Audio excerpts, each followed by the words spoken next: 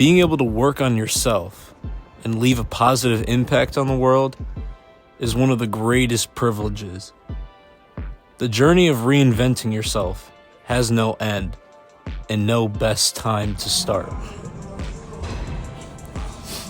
The best time to start is before you know how, before you feel comfortable, before you feel ready. The best time to start is now. Ladies and gentlemen, this is the first time watching me. My name is Sam Hardy. This video, I'm going to talk to you about a 7-day challenge. Not that you're going to be unrecognizable in just 7 days. There's not anything that I'm aware of that is possible to do in just 7 days because real change takes real time. But a 7-day challenge that can expose you, teach you, and just put you on a path and be a starting point for that long-term change. I've definitely not always been the person that I am now, and that definitely did not happen in just a day or 7. But if I was never exposed to this stuff, if I had never tried any of this stuff, then I would have, who knows what would have happened. The fact that I was exposed to this stuff, and the fact that I started off by just 1 day, then a week, and then moving on from there, that's how you make long-term change. Because nobody's just born out of the gate a certain way. So I want you guys to look at this as a 7-day experience to open your eyes on a new way of living. Couple guidelines. Do not make this a negative experience. Any negative self-talk, stress, is not about taking it easy. It's not about not trying, but it is about being positive, because being positive, you have to enjoy what you're doing. Enjoy your hard work. And by being positive, you will perform better. Be present. I don't care what you've done in the past. I don't care what you are right now. I don't care about who you think you are in your brain. I don't care if you've had the worst habits ever up until this point. Become present. Put it all aside. Put all that mental baggage away. Throw it all away. Understand, yes, this is a 7-day challenge, but when you start, it is now today. And just only today, and just only this moment. If you try to carry around, oh, I have to do this for a week, then it becomes mental baggage. But it makes no sense. There's nothing but now, so stay present. The will to work hard. I mean, if you're not willing to do it, nobody can force you. You don't have to. But if you have that will to work hard, you will learn delayed gratification. You will learn that the whole point of any success is the person that you become. And just be open to a new lifestyle. 5 categories for each day. And the first category is exercise. Now, you may not exercise at all. You may not know anything about exercise. You may hate exercising. You may not have access to a gym or some center that is designed for exercise, which is completely fine. You can still do this challenge. If you have access to a gym, you can go to a gym. Then for the next 7 days, go to the gym. If you're doing this challenge, you may already know how to work out, have a rhythm. So for the next 7 days, if you are doing that, if you have that knowledge, if you are doing your own thing and know about the gym enough, then for the next 7 days, every single day, do your thing. This is about changing your character, not specific workouts and anything like that. If you have access to a gym and know absolutely nothing, go in for 7 days, every single day, and just go work out. It doesn't matter what it is. Again, this is not about the specifics. This is about changing who you are as a person. That's what this challenge is about. Just choose some exercises to do and go hard and focus on them. Even if you have no blind clue what you're doing, go into the gym and exercise. The part that is crucial here is the fact that you are going to the gym and doing something in the gym. And for the people that have no access to a gym and they can't within the next 7 days, for now, just follow this program. I'm going to leave it up on the screen for a body weight workout each day with different stuff to do. I did make a program because you may not even leave your house to do this. So it is good to follow some sort of regimen if you're not even leaving your house and there's no equipment needed. Second part of the challenge is the diet, the stuff that you put inside of your body. For drinks, very simple. Only water for the next 7 days. I've gone into much deeper detail about drinks and food and the health effects, why it's so bad. I think we all know that soda, processed juice, all that stuff's bad for you. So just water for 7 days. Now for the food, we're cutting out all processed foods. That's things in a package, nothing processed. Foods like chips, ice cream, pizza, fast food, crackers, and nothing like that. Eating real things that come from nature. Some people think that's really expensive to eat healthy, to eat natural foods, but it's really not. And it's actually most of the time cheaper to eat healthy. It's because people think that they have to go out to a nice place, a nice restaurant, and get healthy food there. So, some things that are way less expensive than fast food that you can get at your house. Things like 100% beef patties. You can buy them in like a box or a sleeve, like a bag. You can usually get a pretty decent size for a good price. And you can eat those throughout the whole week. They're frozen. You can store them in the freezer. Get one or two of those. They'll last you a week. And make sure that they're 100% beef patties. If they're flavored, they look on the ingredients. If it's not just 100% beef, then don't buy it. Make sure it's 100% beef. Fruit. You can usually get a bag of apples, oranges, berries, frozen berries, make real smoothies with that. Eggs. You can buy dozens and dozens of eggs for just a couple dollars. Tuna. You can get little cans of tuna that will fill you up quicker than almost anything. You can get cans and cans of tuna for just a couple dollars. If you can afford it or want to spend the money, obviously steak and any veggies that you like. And I'll briefly go over this. Typical Western medicine will tell you that a diet like this is harmful. There's a lot of saturated fats in the meat. Red meat is bad for you. That is stuff that you hear, eggs, all that stuff. I think that's 100% false. These are things that we are meant to eat, things that were on this planet, nothing processed. And I think it will 100% do nothing but benefit your health. Focusing on fruit and animal-based diets mostly. Again, focus on just today. Become the person that can avoid eating for pleasure, avoid eating for emotion. You can eat for your health and well-being. It's fuel. Enjoy it, make it tasty, like season that, but eliminate foods that are not good for your health and well-being. If you think about it, it's a little disturbing how we eat as a culture. So much of that is emotional eating, which is not at all how it's supposed to be. We eat for fuel. Have respect for yourself to stick to what you say. Say that you're going to do something, you want to do something, you know it's the best thing to do. Have that self-respect to really stick to it for anything. If it's the meals or doing any of these things I say, each little win, each time you make the right decision, that's racking up a win, having a vote to become the person that you are going to become.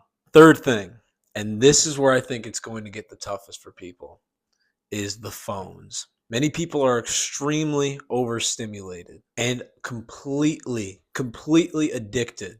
You think that the phone makes you happy. You think that the dopamine makes you feel good, which it does in the moment, but it is not happiness and fulfillment.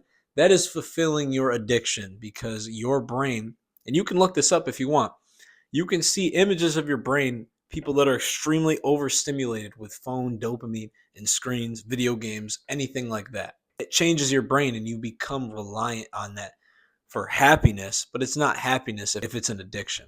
I've made the change. I used to play, I'll try to find a screenshot of it if I can, but I used to play on my Xbox report that I would get every Sunday, I think, and it would show each day of how many hours I spent on Xbox. And I would consistently have at bare minimum 3 hours. That's like on a school night. I was busy that day, at least 3 hours. On the weekends in the winter, when I'm not, like when the days are shorter and it's cold outside, I would have 8, 9 hours on a school day. I would just come home, forget the homework, forget any of that, go upstairs and play video games. And on the weekends, forget it. I remember times where I hit 11 and 12 hours a day. And then I was more of just like a TikTok and Instagram Reels type of guy. I would scroll for hours. My screen time was definitely multiple hours a day. I'm not pretending that it's not addicting at all. And sometimes, and to this day, I still fight every once in a while because I post on Instagram and YouTube, I will accidentally, I didn't realize I started scrolling for a couple minutes. Now I've worked on this so I can catch myself very quickly and I can get out of that. But it took me a long time to get to that, and I still fight that urge. So I know it's addicting because I've been there. And I also know that fulfilling that dopamine, what feels like happiness in the beginning, leads to a pretty crap life. Nothing's that special anymore when you can just pull out your phone and that is your entertainment. You have no care about the real world, or it is very limited compared to how it could be. But you don't care as much about the real world. You don't care about working on yourself, spending quality time with your family, any of that stuff. Do real things to get your happiness. So to do this, delete every single social media unless you're using it to post something, like how I'm using this for YouTube and I post on Instagram. But most people don't post, so I'm assuming that you don't. So if you're not using it for a truly productive thing, if you post TikToks for memes to get likes or on Instagram or YouTube Shorts, that's not meaningful. That's not providing any value towards you or somebody else. You're getting dopamine from getting likes and attention, but that is not actual value. So delete every single social media, TikTok, Instagram, YouTube, if you're not using those things to produce something meaningful. And I already know this is when this is going to be the make or break of people doing this challenge or not. And the reason why it always comes down to the phones. People are so unwilling to do this. There's so much resistance. There's so much bond to your phone because you don't know who you are. You're not in touch with your own self. You can't sit down in a room by yourself and do nothing. You have to have entertainment and stimulation. It is not exaggerating this to call this self-harm.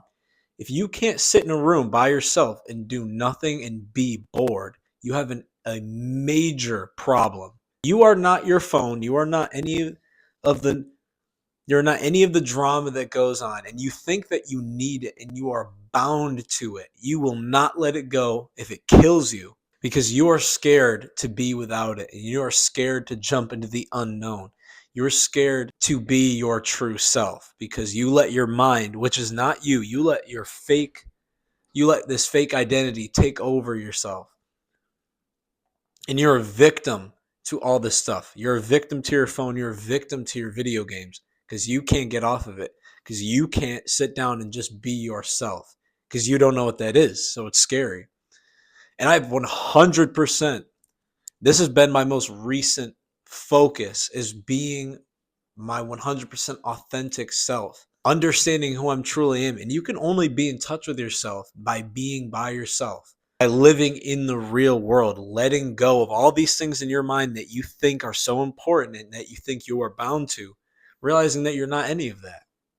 99 to 100% of people are dealing with, and it's kind of like a sickness. Nobody can be their true selves. Nobody can be by themselves anymore. Your ego will try to take you over and say that you need TikTok, you need notifications, you need to hear, you need to see where your friend's location is, you need to be able to text your friends at every given possible moment. This is really what's destroying people's lives. Why so many people my age and just in this generation in general, like in this time, are so depressed and anxious. And the first thing that people say when they are brought with this idea is that, well, I have nothing else to do. I'm not going to just sit there. I have nothing else. There's nothing for me to do. One, people were not designed to do something at every given moment. A part of your day should be doing nothing and just thinking and being by yourself. Just being. That should be a part of your day. That's how you reset your brain. Why you can't think straight, your anxiety, your depression. You can't even think straight. You don't even give your brain a chance to do so. You don't give your brain a chance to be bored, to think, to be creative. You think you have nothing to do because you've never given your brain a chance to think of anything else to do. You haven't tried anything else. I'm very passionate about this because I was stuck in that for a while, and I've noticed so many people are stuck in that. Like when you hang out, I stopped hanging out with a lot of people because you pretty much hang out. A lot of how hanging out goes nowadays is that you go to somebody's house or you go somewhere and then everybody goes on their phone. And that's called hanging out. But you can absolutely, absolutely change that. As somebody that was the CEO of fake dopamine and somebody now that is in the top 0.1% of how I use screens and dopamine, I'm very disciplined and I'm barely on anything. I've deleted everything that I don't use. It's absolutely possible to become, and it will absolutely make your life beautiful and meaningful, and you will enjoy many things. Two more quick ones. Number 4, practice presence. Very, very simple concept. Very, very crucial concept. Understand that now is the only thing that fabrically exists. It's the only thing that is real, and that's the only thing that there is. The past and the future do not exist. You cannot reach into the past. You can't reach into the future. You can't use the past or the future. It is all a mental construct. It does not exist. The only thing that exists right now is this moment. So when you worry about the past, when you worry about the future, which is a very natural thing to do, it is a complete fallacy, though. You're worrying about something that couldn't hurt you if it wanted to. The future, the thing that you're worried about in the future, that cannot hurt you. The only thing that is hurting you is up here. The only thing that is hurting you is that unchecked ego telling you that it can hurt you. Nothing from the past, nothing from the future could touch you. But what can hurt you is the mental construct you have around these things. Negative emotions, worry, even thoughts of any kind. These things are not you. Your mind is not you. You observe all these things, and that's kind of weird to think about. It seems very weird to say that, but it's true. You know you're not your thoughts. You know you're not your body either. The problems occur when people think that we are our body or we are our mind. More commonly, we think that we are those thoughts, these feelings. And just understanding the concept that you are not those things, but you can feel them, but change it from that you are those things to observing those things. A negative feeling, feel it in your body. You can feel it, but that is not you and it can't hurt you. I can go on a lot about that, but I highly recommend read The Power of Now. That book goes into great detail about that concept, and it was absolutely life-changing for me. Number 5, journal slash just more good habits that there's no point in making them their own category. And this is just for exposure. Change your character. We don't need to fill up your plate with everything under the sun. You got to work into that stuff. So journaling, just write down thoughts, emotions, things that are sticking around with you. It's good to have that stuff, to write it down. You can keep track of things very well. You can be a lot more organized. Just write whatever it comes to your mind, write whatever you feel, and it can be extremely beneficial to you. And it takes a little bit of discipline, and it also forces you to just slow down, to stop getting wrapped up in your own stuff. Just some habits is to meditate. Just look up a meditation video and go from there. Get outside as much as possible and have sleep discipline. Those 3 things, again, are just some beneficial habits. And don't worry about doing everything under the sun. Let this be a 7-day experience to be the beginning of everlasting change. To wrap this challenge up, just do the things, be present, be positive. If you mess up, no restarts. No, another 7 days, we'll do that. No. If you mess up, just recognize it, accept it, and then move forward. Make the better decision now. Do this for yourself, and I promise you guys can make the best change of your entire life.